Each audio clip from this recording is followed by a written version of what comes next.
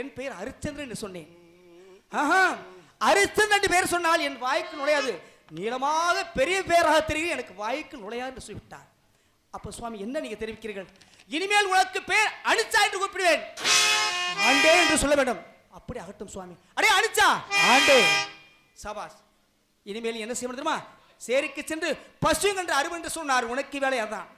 ஆனால் அவர் சொன்னபடி கட்டளைப்படி சேரிக்கு சென்று பசுங்க என்று அறுத்தேன்.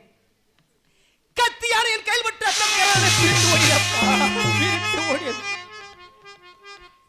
அன்று நாள் செங்கோல் பிடித்து அந்த அரவணை இருந்து கொண்டு சிம்மாசனத்திலிருந்து வாழ்ந்த நான் கடைசியில் கையில் விட்டு ரத்த பிரிட்டு ஓடியது.